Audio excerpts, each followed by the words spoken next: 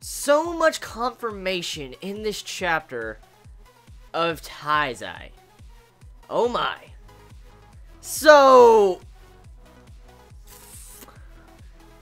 Fraudrin was the one that, wow, so Fraudrin is the one that killed Meliodas' loved one. And we all had our theories, we all assumed, and it was quite obvious for these past couple chapters, since what happened with Fraudrin and stuff, that maybe, just maybe Meliodas, Fraudrin fought in the past, and that's somewhat what caused the hole. But to see that form at the end of the chapter, that form, man, like, oh my god, so that was what Fraudrin looks like, or looked like, until he became this massive jelly that we saw in the flashback. Meliodas fucked him up bad. Really fucked him up. So, it's very obvious that Meliodas lost his power. Very obvious, because, I mean, it was already obvious to begin with, but it's very obvious now that Meliodas lost his power, because he fucked Fraudrin up that bad. Here's the thing.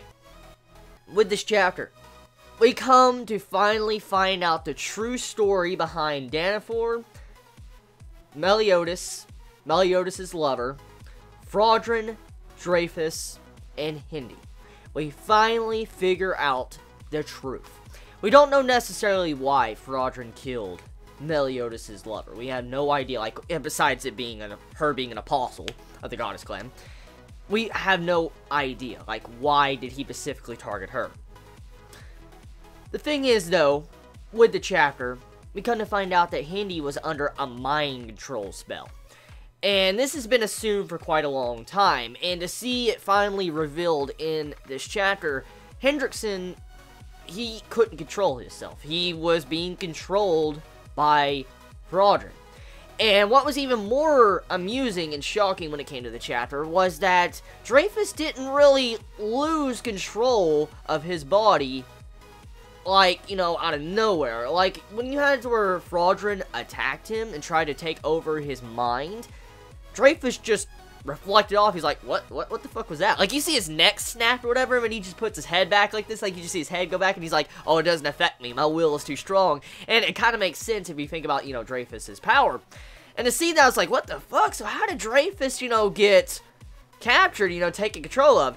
And as it progressed on, we come to find out that Fraudrin takes control of Hendrickson's body, and then he uses that against Dreyfus, and then Dreyfus just, lets go of his body. He's like, here, take it.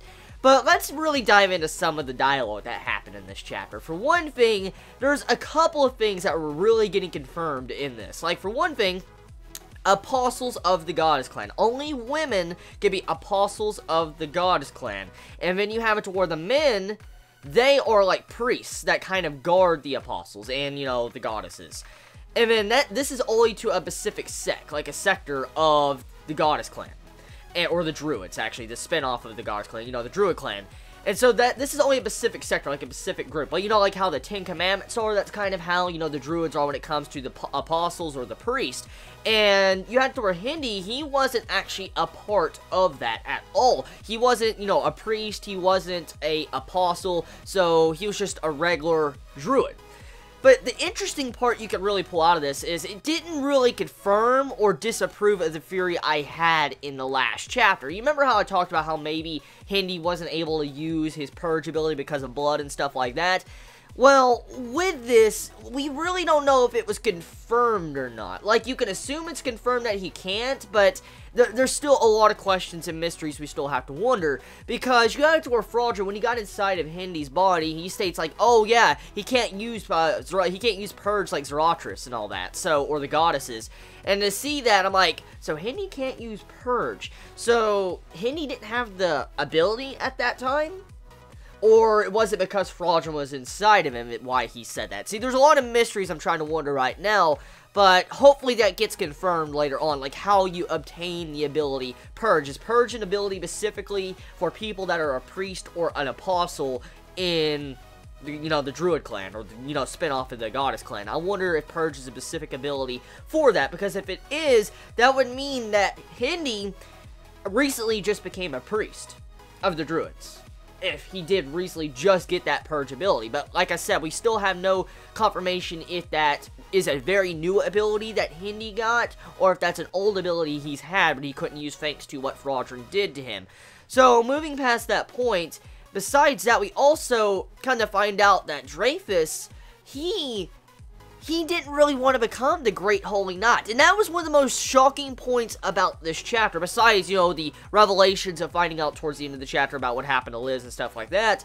Just seeing how Dreyfus, he kind of gave up his goal to become a Great Holy Knight. You know, a Great Holy Knight's what Zarathus was. And, you know, in the constant flashbacks and different discussions we've seen with Zarathus and Dreyfus, you always had to where Dreyfus was kind of, like, very, you know, envious of what his brother had and he didn't have. He didn't have that strength. He was very upset to see how his son was hurt, you know, thinking of him as not as a real father, stuff like that.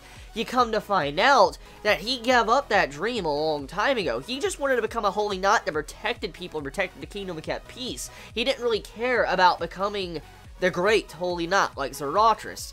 And he just wanted to impress his son. He just wanted to make his son happy. So from what you can get from that, before the events of what Fraudrin did to him, he didn't want to become a great holy knight. He at one time did, but now he doesn't. And it showed maturity and progression as a person through him. But what was crazy is how he was like that, and then what Fraudrin really did to him and twisted his entire mentality and what he truly envisioned for. That just goes to show you how much fucked up shit Fraudrin did to Dreyfus's mind and screwed him over. So yeah, that's messed up if you start thinking about it. It's really, really messed up. And I wonder, you know, I just wonder if Dreyfus is ever going to come back. Like, is there a possibility he'll ever come back? Because we come to find out if the body, like for instance, Fraudrin inside of Dreyfus right now, if, for instance, let's say Meliodas was to kill Dreyfus's body. Let's say next chapter. If he was to kill Dreyfus's body with Fraudrin inside, it would not kill Fraudrin from what I can understand from this chapter. Fraudrin would live on, but the host body would die. So Fraudrin could just leave and go to another person, and he would be fine. Now, also what we can confirm from this is that Fraudrin really doesn't need another body to be able to fight. Like, he's not a being that needs to be inside of someone to be able to fight, because at the end we see this giant-ass demonic-looking form, and I don't know if it's because that was a previous body he took over, or if that is his actual body, or something else. But regardless of that, Fraudrin has been, he's like been resting to where his power would come back, because after the damage he sustained from Meliodas, he's been trying to gain his power back, probably reform his body what it once was. That just goes to show you how much damage Meliodas also did to Fraudrin. And that's almost about it when it comes to this chapter. So I'm going to end it here. I know I'm leaving out a couple details, but I have time restraints when it comes to videos, so yeah, I wish I could fairy craft even more because I want to go even further, but that is for when the strike is removed. So anyways, you all have a wonderful day or not wherever you live. Please be safe. Chibi out.